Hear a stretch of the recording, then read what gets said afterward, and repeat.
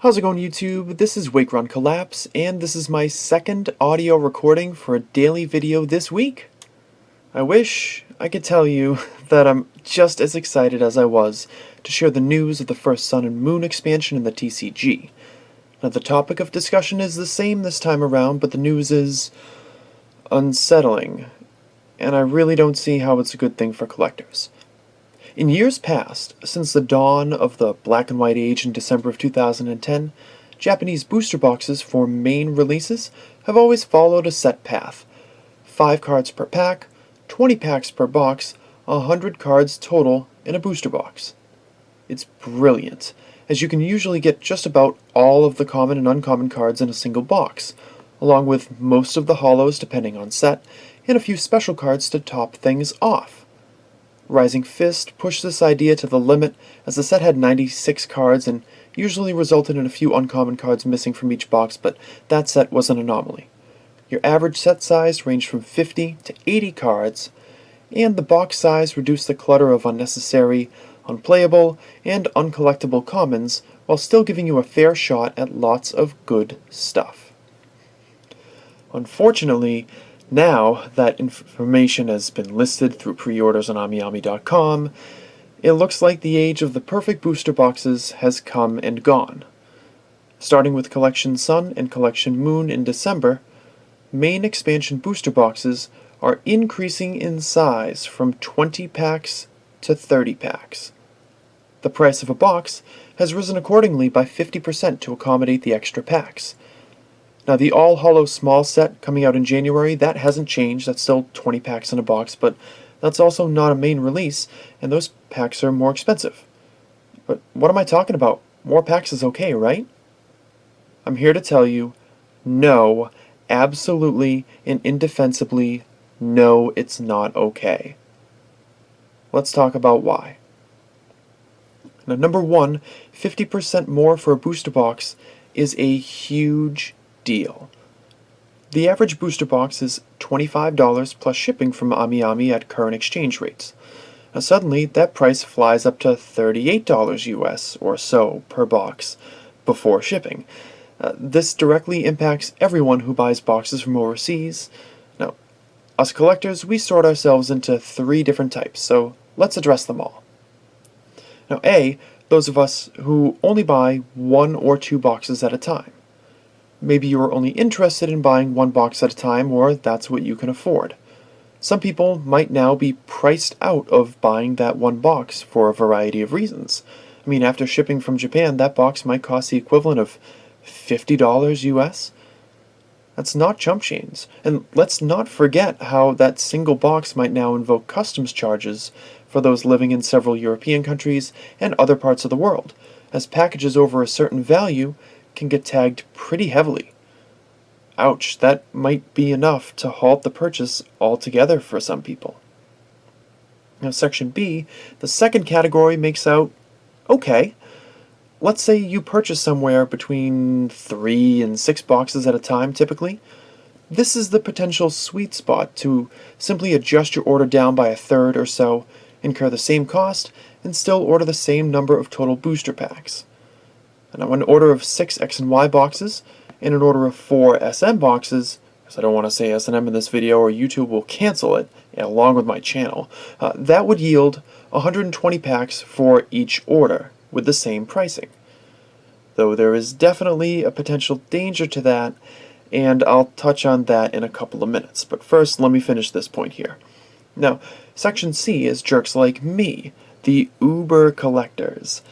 Now, a booster case just went up from $500 to $750.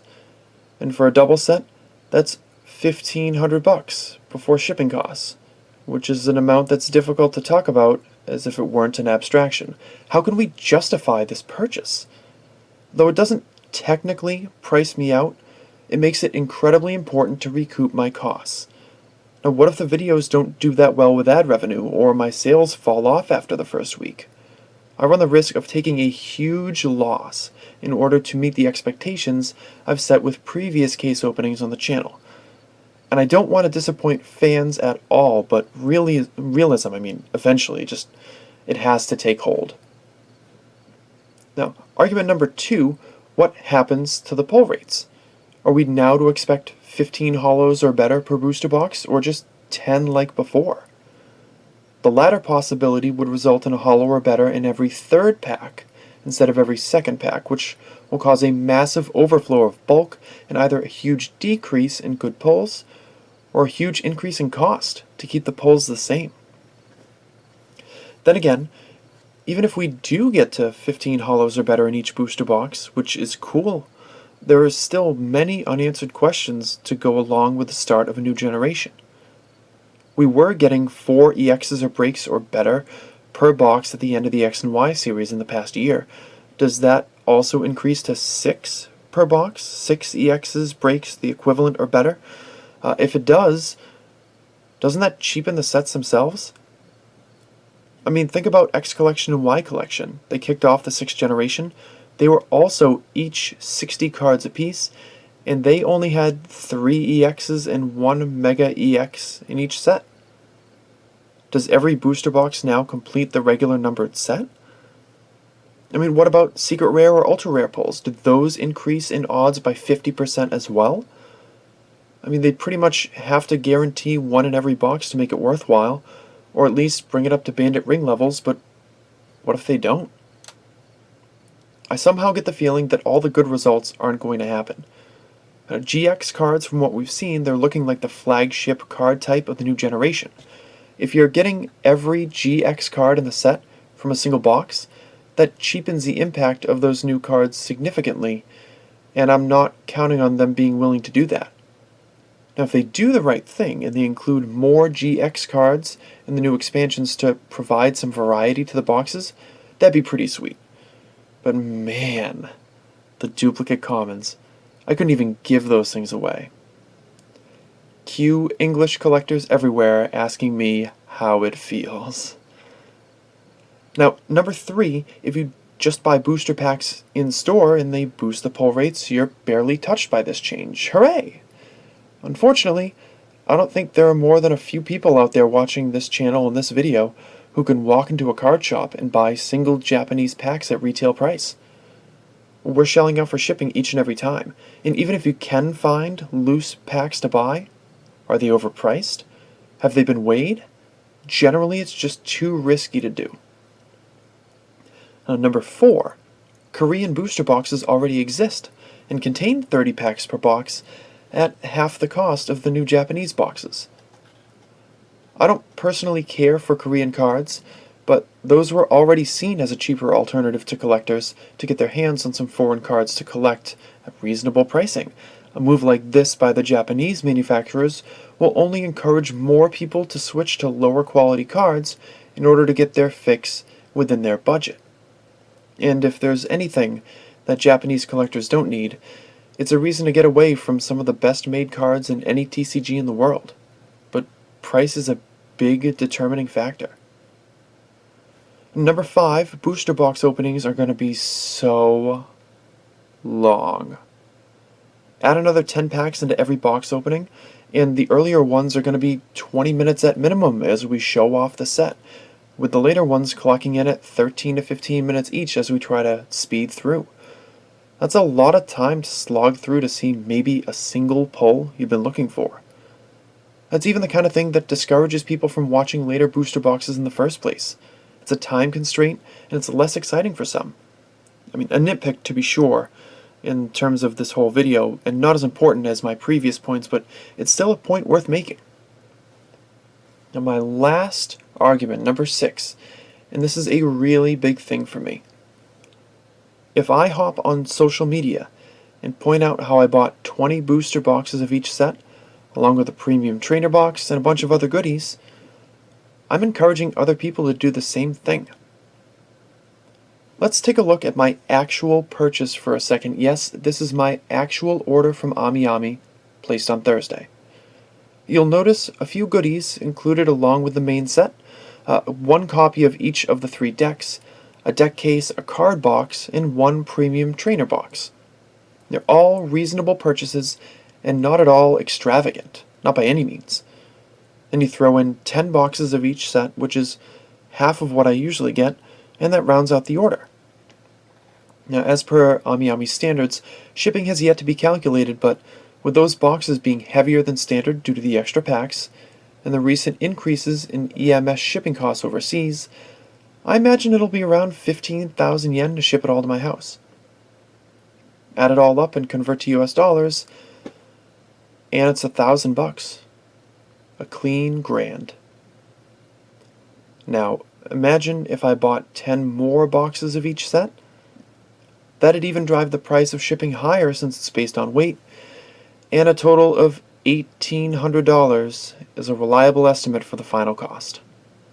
I cannot, in good conscience, go on my channel, or my Twitter, or anywhere in the beginning of September and talk about an $1,800 purchase I made for a December set with a ton of unknowns attached to it.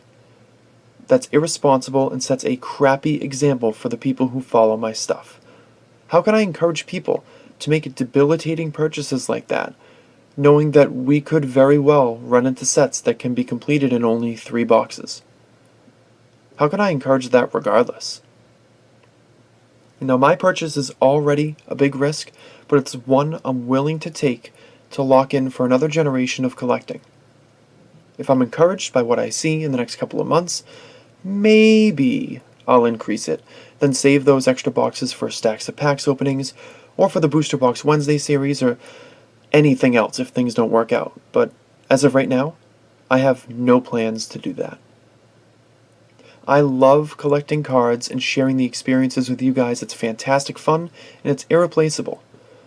But I strongly disagree with the decision to make the booster box size 50% larger, and the only way I can show my displeasure in a substantive way is to buy fewer boxes and talk to you guys about it. You deserve to be warned about the dangers of making massive purchases that you may not be happy with, and I have a responsibility to give you the knowledge you need to make an informed decision. At this point in time, I cannot recommend that you make your typical box purchase of Collection Sun and Collection Moon. You're free to do as you please, and if my comments upset you, then I'm sorry, but that's just the way it is. Thank you guys for watching. I hope this was helpful to you. Mac, if you're watching this, I love you, and you should definitely be out having fun instead of listening to me. Leave a like if you enjoyed the video, and I'll see you all back here tomorrow for another installment of the Booster Pack Frenzy.